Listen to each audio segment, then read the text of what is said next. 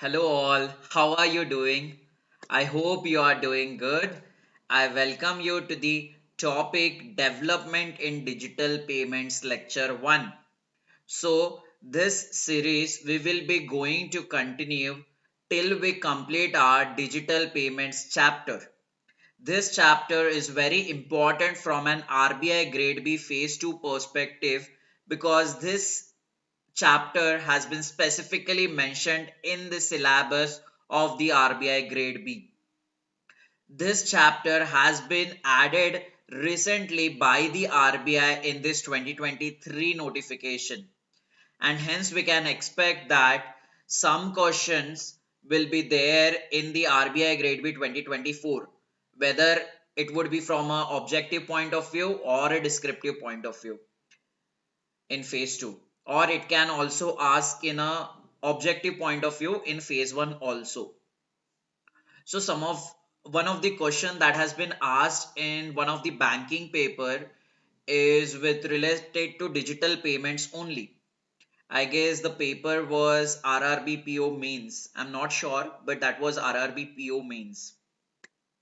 So there was one question the examiner asked, among this among these digital products, which of the following has been launched by the NPCI?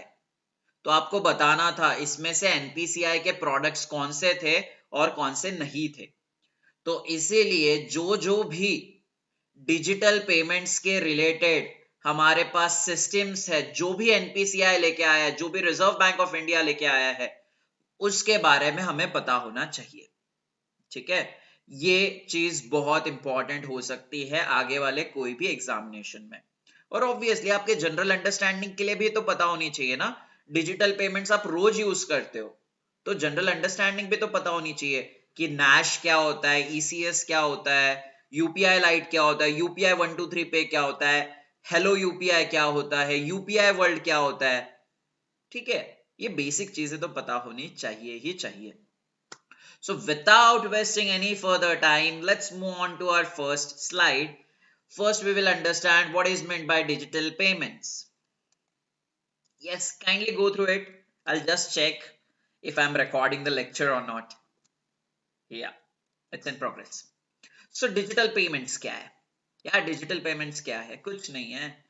हम राहुल उसके friend आदर्श को payments कर रहा है electronic mode के माध्यम से, तो आप उसको डिजिटल पेमेंट्स बोलते हो।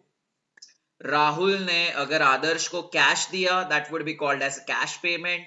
डिजिटल पेमेंट, राहुल ने आदर्श को यूपीआई किया, राहुल ने आदर्श को एनईएफटी किया, राहुल ने आदर्श को आरटीजीएस किया, राहुल ने आदर्श को यूपीआई लाइट के माध्यम से पेमेंट किया, राहुल ने आदर्श को बैंक ट्रांसफर किया। ठीक है, तो जो भी इलेक्ट्रॉनिक मोड ऑफ पेमेंट्स है आप उसको डिजिटल पेमेंट्स बोलोगे। राहुल ने क्यूआर कोड स्कैन करके मर्चेंट को पेमेंट किया, राहुल ने नेट बैंकिंग के माध्यम से मर्चेंट को पेमेंट किया, राहुल ने अपना डेबिट कार्ड या क्रेडिट कार्ड स्वाइप किया है। तो ऐसे जो भी पेमेंट्स जो इलेक्ट्रॉनिक मोड के थ्रू किए जाते हैं आप उसको डिजिटल पेमेंट्स बोलोगे। Okay. What is next? What are the advantages of digital payments? Can you please go through it for 1 minute?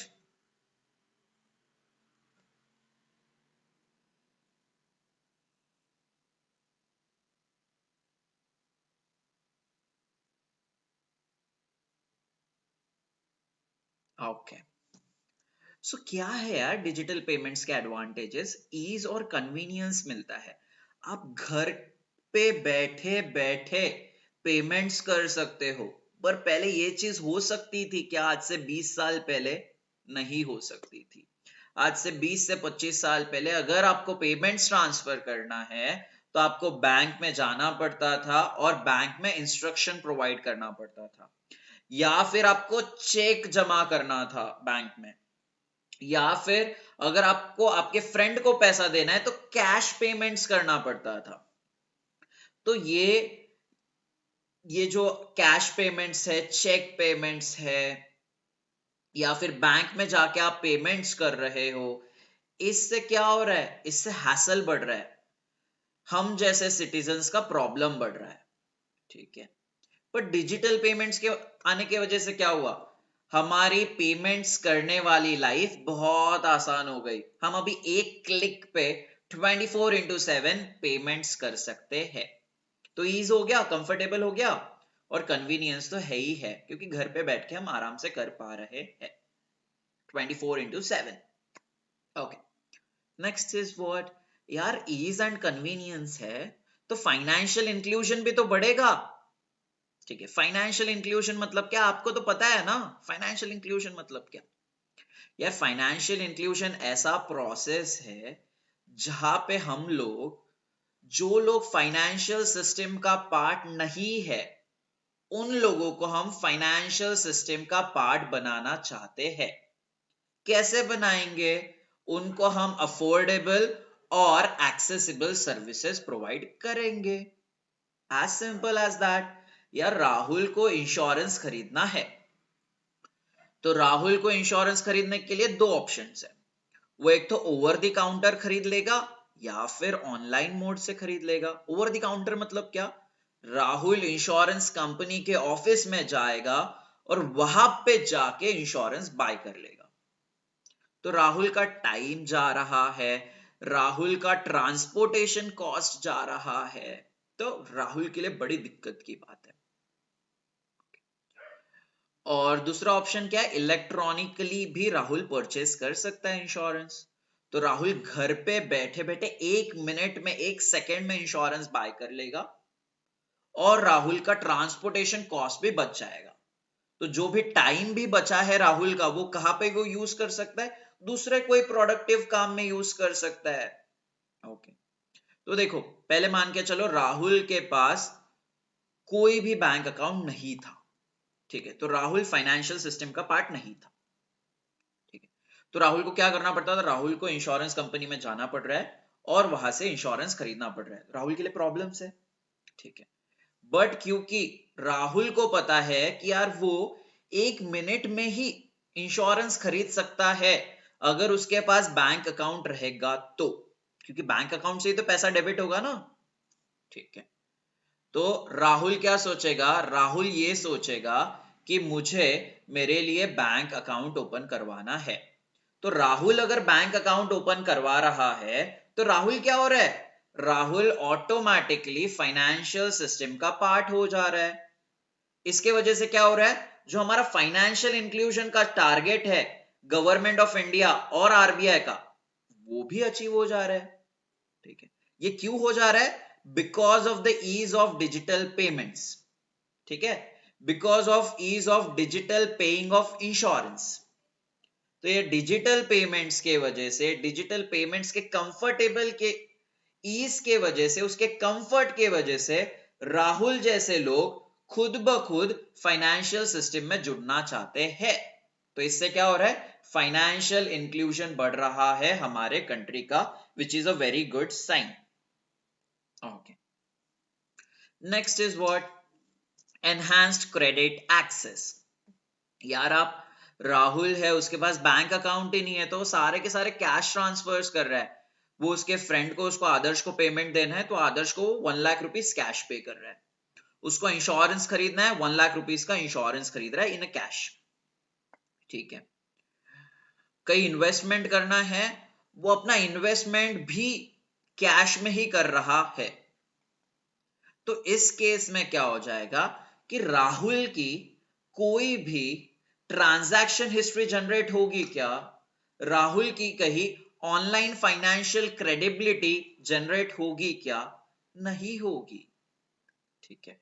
अगर ऑनलाइन फाइनेंशियल क्रेडिबिलिटी ही राहुल की जनरेट नहीं हो रही है, तो राहुल को कोई लोन देगा क्या, देगा, बट वो कतराएगा राहुल को लोन देने के लिए। क्यों, क्योंकि उसको लग रहा है कि राहुल का कोई भी फाइनेंशियली ऑनलाइन क्रेडिबिलिटी नहीं है। उसको लग रहा है कि राहुल कुछ भी पैसे का लेन देन नहीं करता है। उसको लग रहा है कि राहुल के पास कुछ भी पैसा नहीं है। क्यों, क्योंकि राहुल ऑनलाइन पेमेंट्स नहीं कर रहा है, ठीक है। अगर राहुल ऑनलाइन पेमेंट्स कर रहा है तो ये भी पता चल जाएगा कि राहुल कौन कौन से बैंक का ईएमआई टाइम पे नहीं कर रहा है, इंश्योरेंस का प्रीमियम टाइम पे नहीं कर रहा है। ये पता चल जाएगा कि राहुल का इन्वेस्टमेंट कहाँ कहाँ पे है, कौन कौन से एसेट्स में है।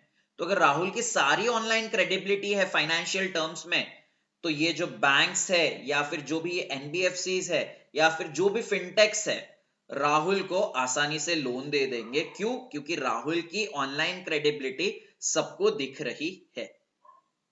तो क्या हो रहा है? एनहांस्ड क्रेडिट एक्सेस हो रहा है।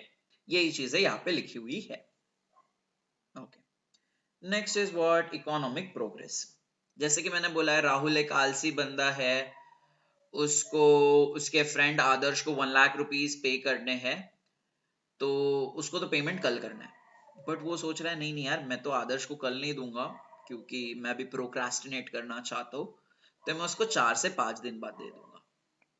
ठीक है, राहुल आलसी बंदा है, वो बोलता है मुझे इंश्योरेंस कंपनी में जाके मुझे इंश्योरेंस नहीं खरीदना है। ओके, क्यों? क्योंकि मुझे जाने पे आलस आ रहा है, राहुल को प्रोक्रास्टिनेट करना है। ओके, राहुल बोलता है मुझे अभी इन्वेस्टमेंट करना है ना म्यूचुअल फंड में, तो उसके लिए मुझे बैंक जाना पड़ेगा।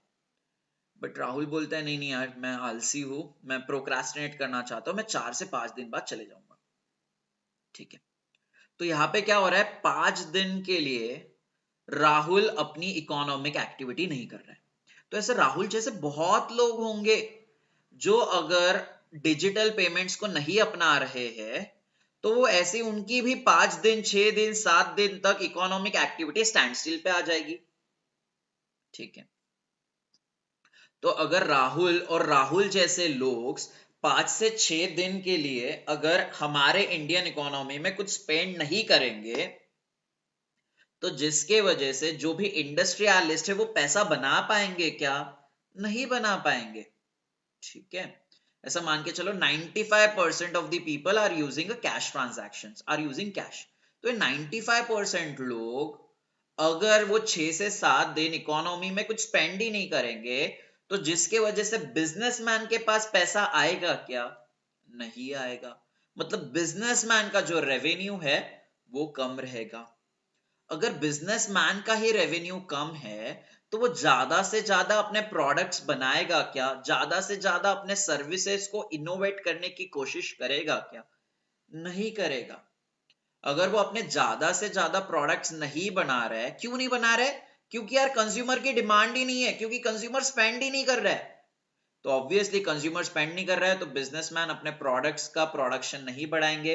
अगर बिजनेसमैन अपना प्रोडक्शन नहीं बढ़ा रहे हैं, तो जिसके वजह से हमारा जीडीपी इंप्रूव होगा क्या?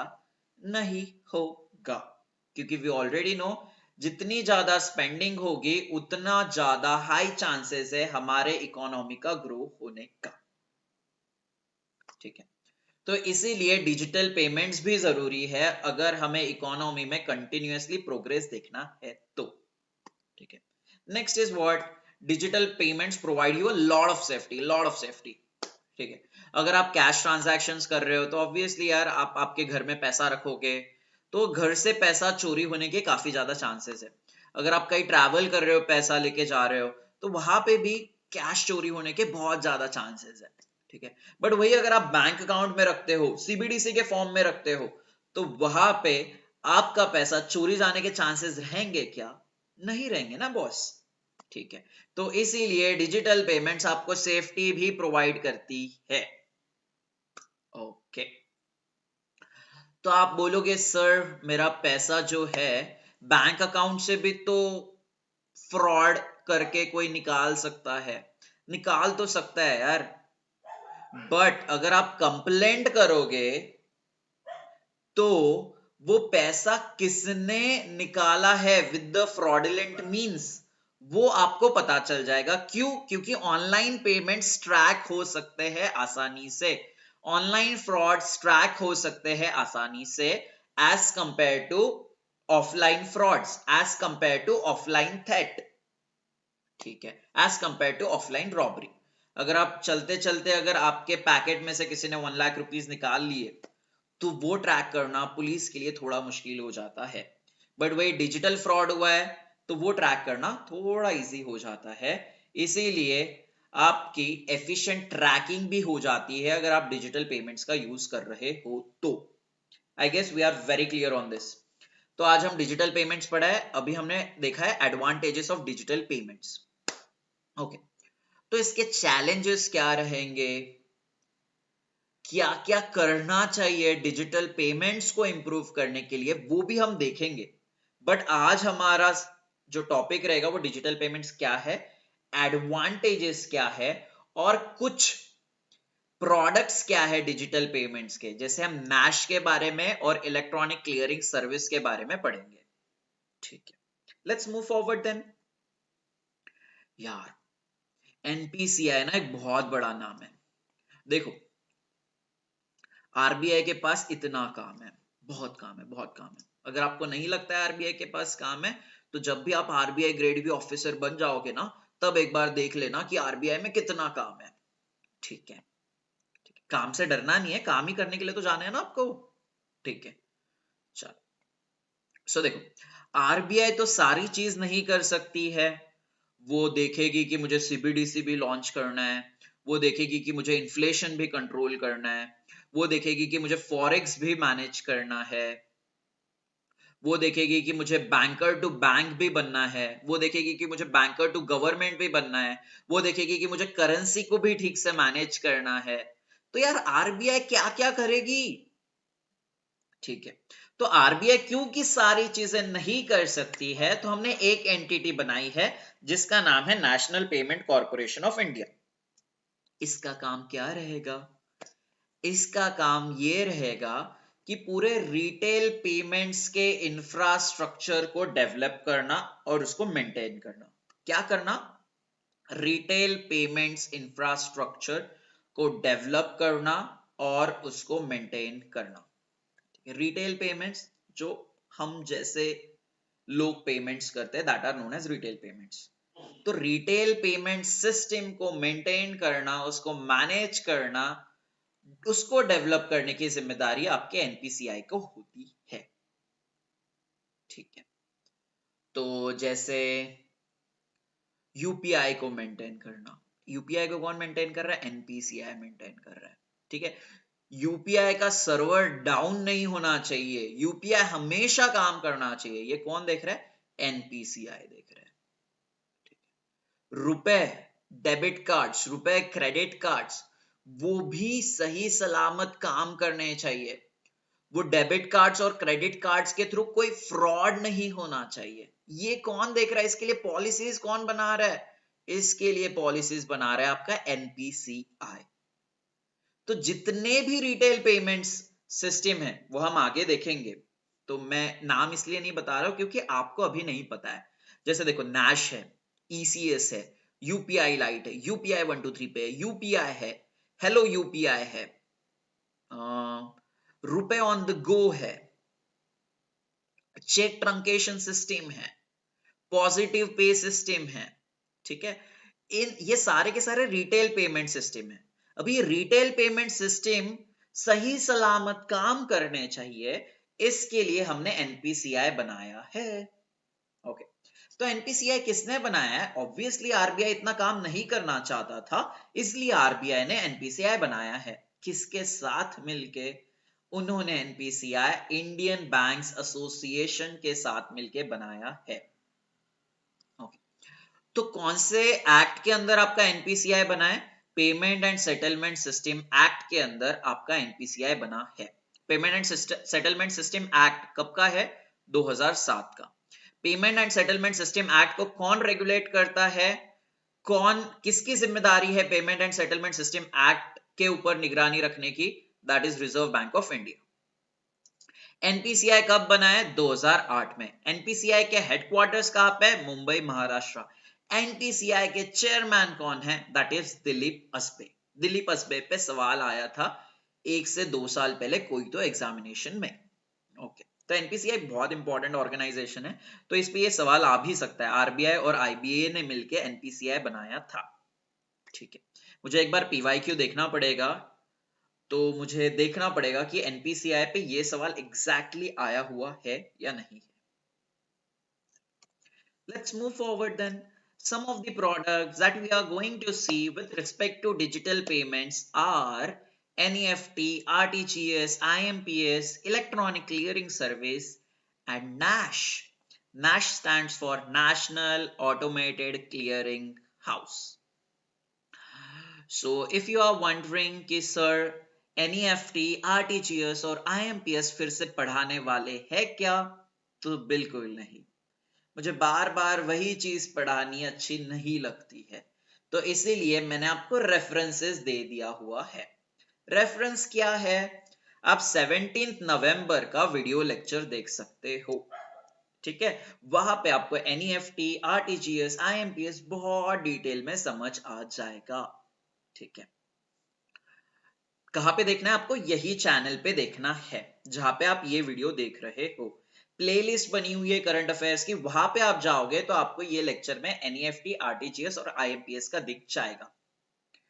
अगर आपने पहले से पढ़ा हुआ है मेरे से, अगर जस्ट आपको पीपीटी में देखना है कि ये कहां पे है, तो आप पीपीटी नंबर BS6 ओपन कर लो, जो मैंने आपको टेलीग्राम ग्रुप पे डाल दी हुई है पहले ही। तो BS6 आप ओपन कर लोगे तो आपको ये चीज दिख जाएगी। ओके, तो अभी हम क्या पढ़ेंगे? अभी हम पढ़ेंगे इलेक्ट्रॉनिक क्लियरिंग सर्विस और नैश मतलब क्या होता है। चलो, तो पढ़ लो इलेक्ट्रॉनिक क्लियरिंग सर्विस क्या होता है। आप पढ़ लोगे या मेरा बताना आपको जरूरी है?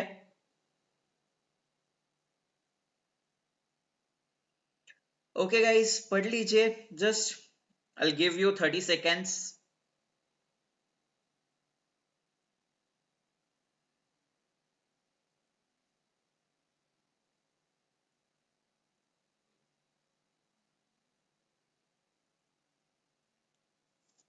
देखो, पहले तो ये समझ लो, इलेक्ट्रॉनिक क्लियरिंग सर्विस पहले एग्जिस्टेंस में था। अभी इलेक्ट्रॉनिक क्लियरिंग सर्विस एग्जिस्टेंस में तो है, बट दूसरे कोई नाम से है। वो नाम को हम बोलते हैं Nash, national automated clearing house. ये चीज इतना ध्यान में रख लो, क्या मैं बोल रहा हूं आगे हम बात करेंगे, ठीक है। ECS पहले एग्जिस्टेंस में था, और अभी ECS की सेम फंक्शनैलिटी यूज करता है आपका Nash, that is National Automated Clearing House. This is a system, this is a electronic mode of payment system. Okay, यार ये ECS क्या है? देखो यार, सीधी बात है, टाटा TCS इतना बड़ा ग्रुप है, TCS इतना बड़ा ग्रुप है, तो TCS का एक बैंक अकाउंट भी होगा जहां पे करोड़ों से रुपए पड़ा है, और वो करोड़ों से रुपए से TCS के एम्प्लॉयज की सैलरी हो जाएगी। तो अभी क्या लगता है आपको कि TCS, जो भी रतन टाटा जी है या फिर उनके HR टीम है या फिर उनकी जो ऑपरेशंस टीम है, क्या वो एक एक बंदे को सैलरी देते होंगे?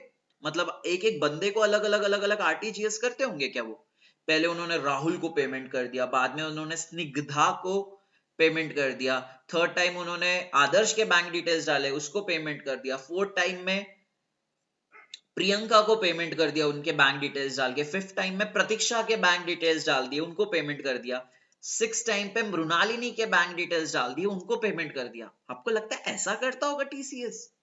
बिल्कुल नहीं। अगर ऐसा करेगा ना, तो उसको एक महीना लग जाएगा सैलरीज करते करते, ठीक है। हर एक के अकाउंट नंबर डालो, हर एक का IFSC डालो, it's a very tedious task. तो ऐसा कोई भी बड़ी बड़ी कंपनीज नहीं करती है। तो फिर सर करती क्या है वो भी बता दो। वो करती क्या है? जस्ट एक क्लिक करती है, और वो एक क्लिक से उनके बैंक अकाउंट से, दैट इज TCS के बैंक अकाउंट से पैसा डेबिट हो जाता है, और वो चले जाता है उनके एम्प्लॉयज के बैंक अकाउंट में। क्या हो रहा है? बस एक ही बार का ये प्रोसेस है। तो TCS को क्या करना पड़ता है? उनके बैंक से बात करना पड़ता है, उनको एक बार में सारे के सारे बैंक अकाउंट डिटेल्स देने पड़ते हैं उनके एम्प्लॉयज का, ठीक है। तो एक बार दे दिया, काम खत्म। तो जब भी टीसीएस को पेमेंट्स करना है, टीसीएस इलेक्ट्रॉनिक क्लियरिंग सर्विस के माध्यम से एक क्लिक कर देगा अपने बैंक अकाउंट में, और वो बैंक अकाउंट से पैसा डायरेक्टली एक ही सिंगल टाइम पे सारे के सारे उनके एम्प्लॉयज के बैंक अकाउंट में चले जाएगा। ठीक है, so this is just single click. तो इसको हम क्या बोलते हैं? इसको हम बोलते हैं ईसीएस क्रेडिट। ठीक है, ECS credit is used by an institution for affording credit to a large number of beneficiaries having accounts with bank branches at various locations within the jurisdiction of ECS center by raising a single debit to the bank account of the user institution। ठीक है, तो वही कि एक just उनको click करना है और उनके अकाउंट से सारा पैसा डेबिट हो जाएगा और कस्टमर्स के, उनके एम्प्लॉयज के बैंक अकाउंट में चले जाएगा। तो इसको हम क्या बोलते हैं? ये फैसिलिटी को हम ईसीएस क्रेडिट बोलते हैं। ईसीएस क्रेडिट क्या है? किसके अकाउंट में पैसा जा रहा है? ईसीएस क्रेडिट में याद रखो एम्प्लॉयज के बैंक अकाउंट में पैसा जा रहा है। ईसीएस डेबिट क्या होता है? ईसीएस डेबिट से, ठीक है, एग्जांपल ले लो। ईसीएस डेबिट क्या होता है कि मान के चलो यार, राहुल को हर महीने 15,000 रुपए का इंश्योरेंस प्रीमियम पे करना पड़ता है एलआईसी को। तो राहुल हर महीने ये 15,000 का पैसा एलआईसी को देते रहेगा क्या? मतलब हर महीना जाएगा एलआईसी के वेबसाइट पे जाएगा और उनको पेमेंट करेगा? ऑब्वियसली नहीं यार, राहुल के लिए भी तो टीडियस टास्क है। तो आप बोल रहे होंगे सर एक ही तो पेमेंट करना है ना राहुल को, बट राहुल के पास बहुत पैसा है यार। ठीक है, आई एम किडिंग। राहुल के पास बहुत पैसा है। राहुल इंश्योरेंस 15,000 कर रहा है, म्यूचुअल फंड 15,000 कर रहा है, इलेक्ट्रिसिटी बिल्स 10,000 का पे कर रहा है, उसके मोबाइल वाउचर्स हर महीने वो 1,000 रुपीज के पे कर रहा है। तो ऐसे राहुल के पास 10 यूटिलिटीज है और ऐसे 4 से 5 इन्वेस्टमेंट है। तो हर महीने राहुल को 5 तारीख को 15 मर्चेंट्स को पेमेंट्स करना पड़ता है। तो राहुल के 15 मर्चेंट्स को पेमेंट्स हर महीने उनके वेबसाइट पे जाके करेगा या फोन पे के थ्रू करेगा? ऑब्वियसली नहीं। राहुल क्या करेगा? राहुल चाहता है कि उसके सारे के सारे पेमेंट्स ऑटोमेटेड हो जाए। ठीक है, तो आप देखते हो ना कि म्यूचुअल फंड आपको फैसिलिटी प्रोवाइड करती है कि आप एक ही दिन पे, मतलब वही पर्टिकुलर 5 तारीख को आपके अकाउंट से पैसा डेबिट हो जाएगा 5,000 रुपया, क्योंकि आपने म्यूचुअल फंड में 5,000 रुपीज इन्वेस्ट किया है। ये क्यों हो रहा है? क्योंकि वो म्यूचुअल फंड ने आपको ईसीएस डेबिट की फैसिलिटी प्रोवाइड की है। आप देखते होंगे यार 15,000 रुपीज का अगर आपका इंश्योरेंस प्रीमियम है तो वो भी आप रिकरिंग पेमेंट में डाल सकते हो, और वो रिकरिंग पेमेंट भी आपके बैंक अकाउंट से 10 तारीख को एलआईसी को चले जाएगा ऑटोमेटिकली। क्यों? क्योंकि एलआईसी ने राहुल को ईसीएस डेबिट की फैसिलिटी प्रोवाइड की है। ठीक है, ईसीएस डेबिट की फैसिलिटी मर्चेंट्स प्रोवाइड करते हैं, इंस्टीट्यूशंस प्रोवाइड करते हैं टू दी पीपल, जिसकी वजह से क्या हो रहा है? लोगों का पैसा एक क्लिक में, लोगों के रेपिटेटिव पेमेंट्स एक क्लिक में इंस्टीट्यूशंस के पास चले जा रहे हैं। ठीक है, ईसीएस क्रेडिट इंस्टीट्यूशन से पैसा जा रहा है एम्प्लॉयज के बैंक अकाउंट में या फिर पब्लिक के बैंक अकाउंट में। ईसीएस डेबिट में लोगों से पैसा जा रहा है इंस्टीट्यूशन के बैंक अकाउंट में। ठीक है, आप इसको बहुत सिंपल लैंग्वेज में आपके नोटबुक में लिख लेना। ठीक है, क्योंकि चीजें कंफ्यूज नहीं होनी चाहिए। ठीक है, तो इसीलिए there are 2 variants of ECS credit and ECS debit. तो ईसीएस क्रेडिट आपको समझ गया, हमारे जैसे लोगों के अकाउंट में पैसा आ जाएगा। ईसीएस डेबिट हमारे जैसे लोगों के अकाउंट से पैसा डेबिट हो जाएगा। ठीक है, तो ये चीजें यार गवर्नमेंट को देखो यार, सब्सिडी प्रोवाइड करनी है, पीएम किसान में सब्सिडी प्रोवाइड करनी है इतने सारे फार्मर्स को, तो गवर्नमेंट क्या एक एक का अकाउंट ओपन करेगा और उनके अकाउंट में क्रेडिट करेगा क्या? ऑब्वियसली नहीं। वो क्या कर रहे हैं? वो ईसीएस क्रेडिट के माध्यम से सारे के सारे फार्मर्स के बैंक अकाउंट में पैसा डाल दे रहा है। Okay, this is what written in this particular slide. आप जस्ट एक बार अच्छे से पढ़ लो, उसके बाद मैं पीपीटीज आपको सेंड कर दूंगा।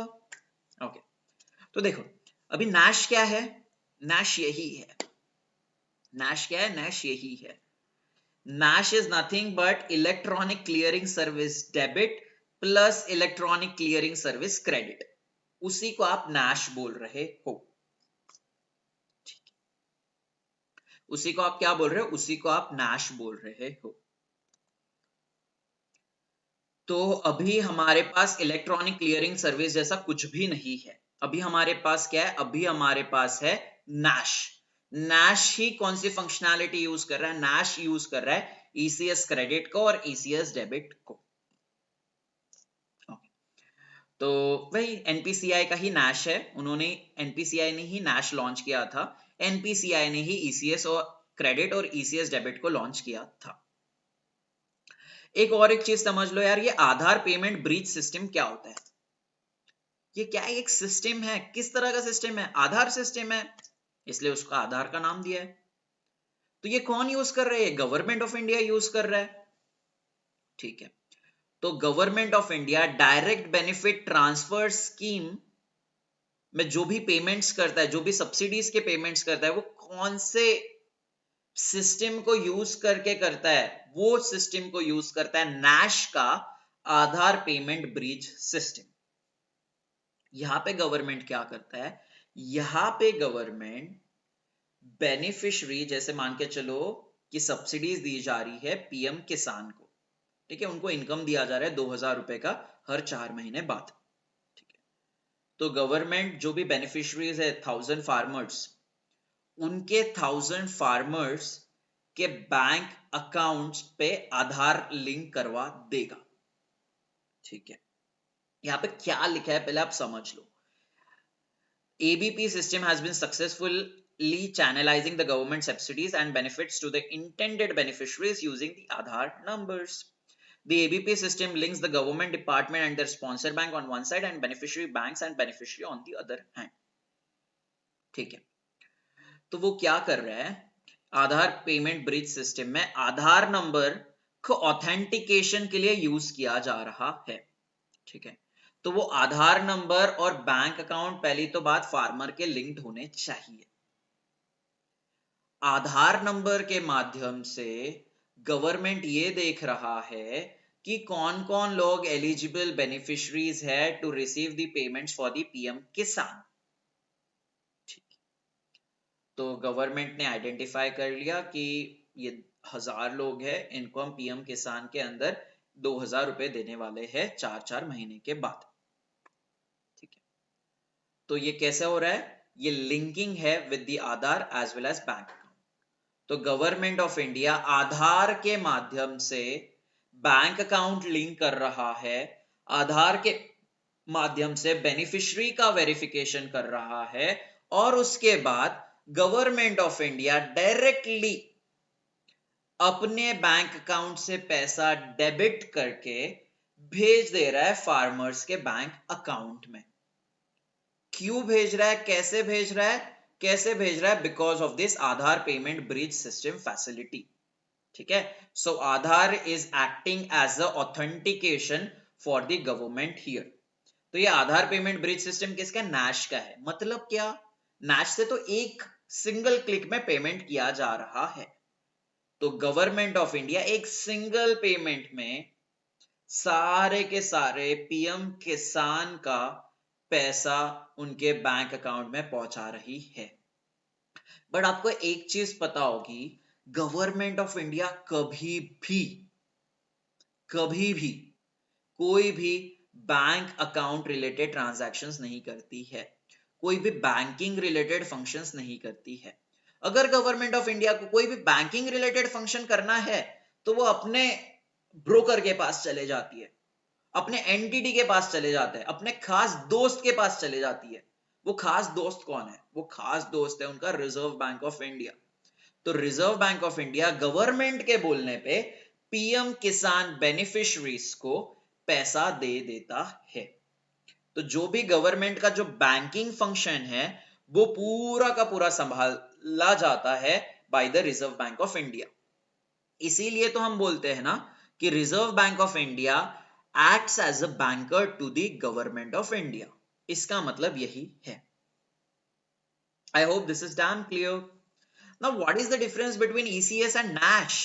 Okay, यार एक कंपनी है TCS, उसको ना NASH की फैसिलिटीज अवेल करनी है, तो या ECS की फैसिलिटी अवेल करनी है.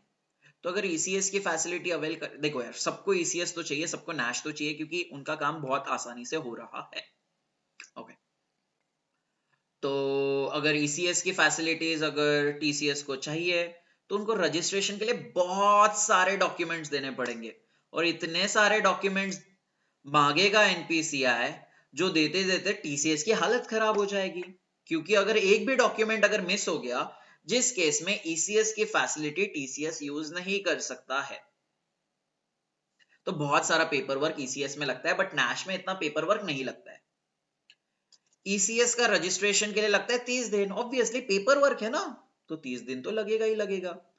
NASH में बस 15 दिन के अंदर ही एक कंपनी को रजिस्ट्रेशन मिल जाता है. किसका? NASH का.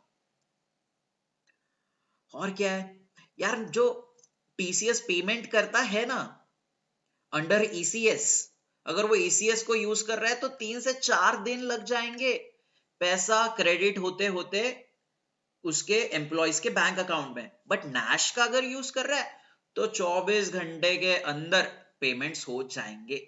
सो देखो, NASH has a benefit. NASH has a dispute management system. मतलब यार अगर TCS बोल रहा है कि यार हमारे 1000 एम्प्लॉइज है, बट 800 एम्प्लॉइज के अकाउंट में ही हम पैसा भेज पाए, क्यों? TCS बोलता है हमें नहीं पता. TCS बोलता है हमारे बैंक अकाउंट में तो करोड़ों से पैसा है. आप देखो यार ECS में क्या गलती हो गई है. हमारे पास तो पैसा है, TCS NPCI को बोलती है ECS में क्या दिक्कत है, आप वो देख लो. ठीक है, बट यहाँ पे ECS में क्या होता है, एक proper online dispute resolution mechanism नहीं है. मतलब अगर TCS ये अगर कंप्लेंट रेस कर रही है कि यार मेरे 200 लोगों के अकाउंट में सैलरी नहीं गई है, तो उसका रिस्पॉन्स देने के लिए कितना टाइम लगेगा NPCI को, इसके बारे में कुछ आइडिया नहीं है. कितना एफिशिएंटली रिस्पॉन्स मिलेगा NPCI के द्वारा TCS को, इसका भी कुछ आइडिया नहीं है. तो ECS में कोई भी online dispute management resolution platform नहीं है, बट NASH में डिस्प्यूट मैनेजमेंट सिस्टम है. तो अगर TCS को अगर कोई भी दिक्कत होती है, दैट इज 200 लोगों की वो सैलरी नहीं कर पा रहा है because of the problem in the digital payment systems, तो TCS NPCI को कंप्लेंट रेस कर सकता है on their dispute management platform. कब करेगा? अगर वो NASH को यूज कर रहा है. तो अगर NASH को ही यूज कर रहा है तो NPCI जल्दी से जल्दी TCS के कंप्लेंट्स को रिजॉल्व करने का काम करेगी. ठीक है, तो याद रखिए NASH में डिस्प्यूट रिजोल्यूशन प्लेटफॉर्म था, ECS में कोई भी डिस्प्यूट रिजोल्यूशन प्लेटफॉर्म नहीं था. I hope some of the major differences are clear. There are some other differences, but I have not taken it because if we take it entirely, that has been written in one of the documents, in one of the PDFs of the NPCI, obviously we can't cover the syllabus. So I have taken the most important points that are important from an examination perspective.